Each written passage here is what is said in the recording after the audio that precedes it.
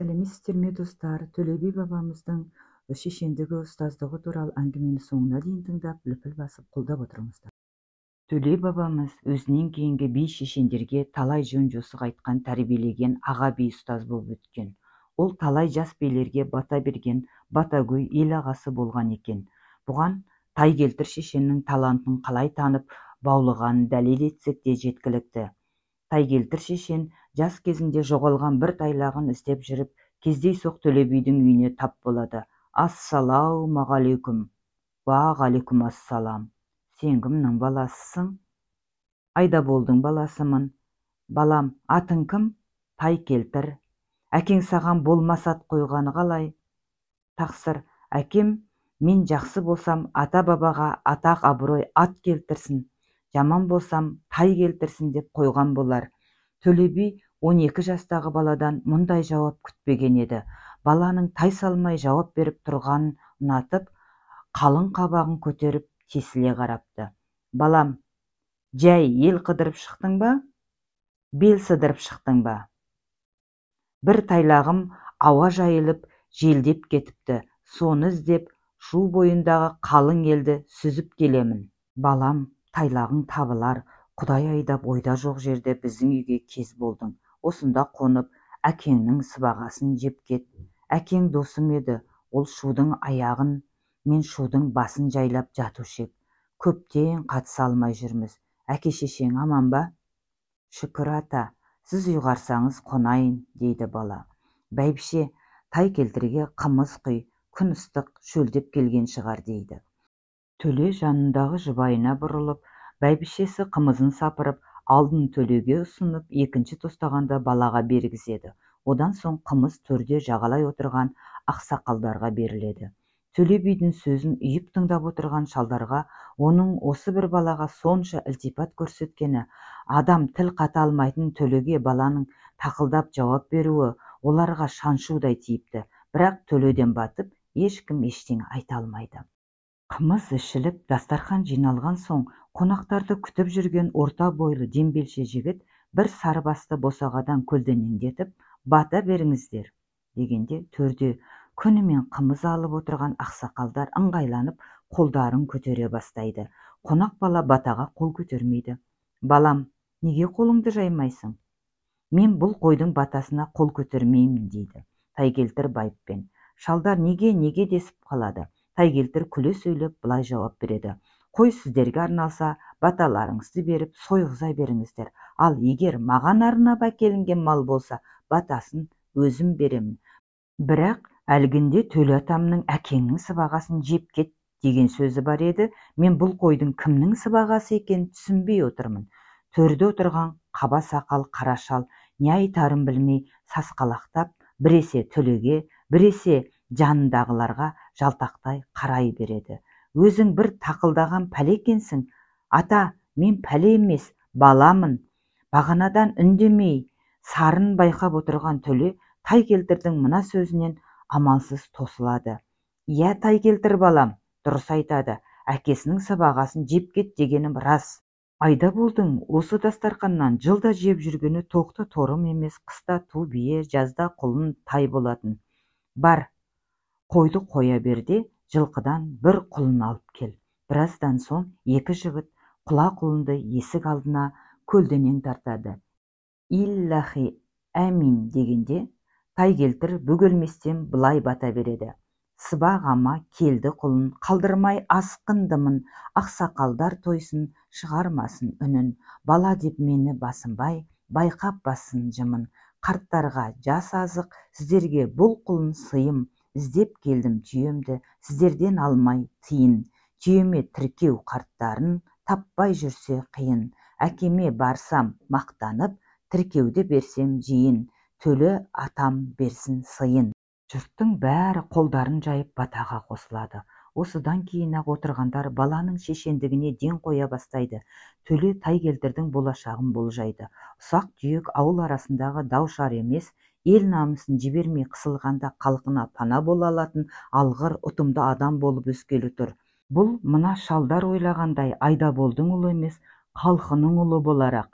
Бұған түзу бағыт беріп, алға тарту керек. Мен Қателессем кешпейді. Олай болса, бұл баланың шешендігіне, тапқырлығына өзімнің де мына отырғандардың да көзін жеткізейік деп дембелше жігітке бұрылды. Қонақ үйдегі екі кісіні таласып жүрген ер тұрманымен осында әкелші. Құп тақсыр деп жігіт үйден шықты. Әдемі киінген екі кісі сәлем беріп, қол қусырып кіреді. Дембелше жігіт алдыңғы қасына күміс қақтаған, былғары тоқымына зер төккізген ерді ортаға әкеліп қояды. Я балам Тайкелтір, осы ер тұрманға мына екеуі талас, бұлар тоқтарлық бітім айтып екеуін де риза етші, дейді Төле би. Тайкелтір біраз бөгеліп қобалышып қалады да орнынан тұрады. Кереге басына ілулі тұрған Төле бидің тобылғы сапты қамшысын қолына алып, ортадағы ерге жақындап барып жүгініп отырып, жан-жағына байырлап қарайды. Қасың қайың, қапталың тал, Қалмамбет шапқан сары ерсің, үйсін жанысы екеуің, бірерге қалай мінерсің, деп алдындағы ерді қамшымен тартып жібереді де, есік алдында тұрған Төле бидің жігітіне: «Мә, осы ерді саған беремін, ие болып мініп жүр», дейді. Дауласып жүрген екі кісіге: «Қалай, ризасыңдар ма менің айтқаныма, жоқ па?» деп сұрайды. «Ризамыз, төреңе құлдық. Егер ер бірімізге тисе, екіншіміздің өмірі өкінішіміз кетпейтін еді. Дұрыс жасадыңыз. Төле атамыздың жігіті ақ мініп жүрсін», деп ризашылығын білдіреді. Төле би өзіне өзі сенбей көзін жұмып, манадан бергі айтылған сөздерді өзінің тосыннан көрген балаға берген бағасын тағы бір салмақтап ой елегінен өткізеді. Тайкелтір қона жатып ертең түс кезінде тұрса, ауылдың сыртында жүздеген адам жиналып қапты. Бала таңырқап: «Бұл не?» деп сұрапты. «Ей Тайкелтір шырағым, бейбіт елде сән болар, сән болған жерде ән болар, бүлінген елде дау болар, дау болған жерде жау болар, шаңдатып ел жауласа, оның арты қам болар» дегендей, біз Үйсін Дулат деген екі ру ел едік. Үйсіннің бір жігіті Дулаттың бір қызымен шатасыпты. Шатасудың соңы қыз екі қабат болыпты. Бертін келе қыз елінен ұялып: «Менде кінә жоқ, жігіт зорлаған соң осылай болдым», дейді. Ел азаматтары бұған қызынып: «Жігітті бер, таспен атып өлтіреміз» деп, осынау жұрттың маған билікке кеп тұрған беті ғой. Егер олардың айтқанын істемесең, Үйсінді Дулаттар шабады. Дулаттардың айтқанын істесем, Үйсіндер мені табады. Осының билігін саған берейін шырағым, сен айт, депті. Тайкелтір бала: «Өзіңіз біліңіз», депті. Екі елдің адамдары жиналып болған соң, Төле би жария қылып билікті балаға беріпті. Сонда екі жақтан отырған талапкерлер Тайкелтірге: «Е бала, билік айта аласың ба?» Айтпайтын несі бар? Айтайын. Ағалардың жасы үлкен, жастардың басы үлкен. Жас дененің қабы, бас мидың қабы, ми адамның қаны. Би төрелігін бере білер, даушылар сөзге көне білер. Айтқанға егер көнбесе, даушылар сөзін көпке берсе, көпшілік Төле атама берсе, менің аузыма Құдай салса, тура сөзге кім күлер? Төле атамнан рұқсат берсе, бір Алла қабыл көрсе, бұл дауды мен бітіріп берейін, депті. Халық та, билер де баланың сөзіне риза болып, билікті соған беріпті. Сонда Тайкелтір қыз бен жігітті шақырып алып, жігіттің қолына қылыш, қыздың қолына қылыштың қынабын береді. Сүт қайнатым уақыт беріп, екеуіне бұйырады. Жігітке айтады: «Осы сүт қайнатым уақыт ішінде қалайда қылышты қыздың қолындағы қынапқа сал. Егер салмасаң, таспен атып өлтіреміз. Егер салғызсаң, дарға тартып өлтіреміз», дейді. Екі жағы да риза болып, қыз бен жігітті сайыстырып қоя беріпті.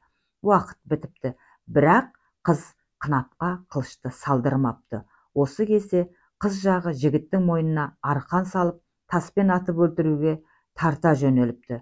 Сонда Тайкелтір бала: «Тоқтаңдар», деп айқай салыпты. Бұл жігіт қызды зорламапты. Қыздың өзі ықтияр болыпты. Ұялғаннан айтқан сөз екен. Көріп тұрсыздар ма? Өзі әлсіз, өзі екі қабат бола тұра, жігітке әл бермей тұр.